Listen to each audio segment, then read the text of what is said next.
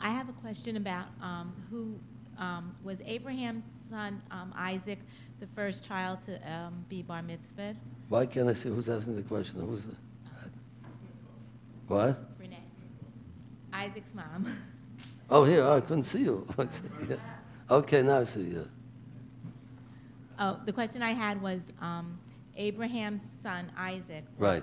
Was that the first bar mitzvah that ever occurred in the Torah, or? The first bar mitzvah? Yeah. Or who was the first child to ever be bar mitzvah? When's bar mitzvah mean? A party, you mean? Or becoming bar mitzvah? What do you mean by first bar mitzvah? Well, I guess like turning 13 and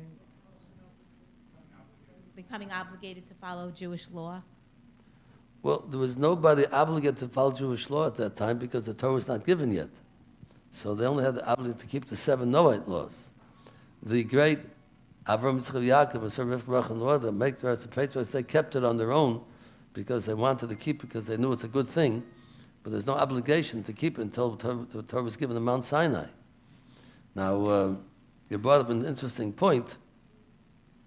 Is there such a thing as a bar mitzvah by a non-Jew? A Jewish person, we say, he becomes obligated at 13. By a non-Jew, most opinions say he becomes obligated before 13. 13 is only a Jewish age. But a non-Jewish person, once a child becomes a person able to understand and choose between good and bad, maybe 11, maybe 12, maybe 9, it depends on the child, they become obligated to keep the laws of the 7 laws at that age. And the bar mitzvah of 13 is only a Jewish age of obligation. But non-Jewish age, that 7 Noahide laws have to be kept once a child becomes smart enough, knowledgeable enough to know what's going on, what right and wrong is, what God is, what a law is, that he's obligated at that time. Some people have the false impression. They think bar mitzvah is like a wedding. A person doesn't have a wedding, he's not married. They think if they don't have a bar mitzvah party, they're not obligated. They make a mistake.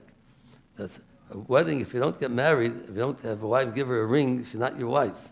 But if a person is 13, he can be on Mars, and nobody's around. There's no l'chaim, no schnapps to drink, and no cake. He's 13. He becomes obligated to keep the Torah. You don't need any ceremony.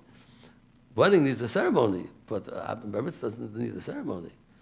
People make that mistake. If I didn't have the ceremony of bar mitzvah, I'm not bar mitzvah. I can do what I want. That's a very untrue kind of idea that people have.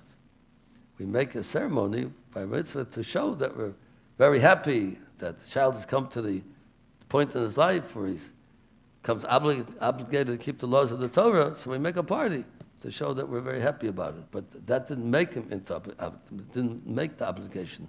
The age made the obligation.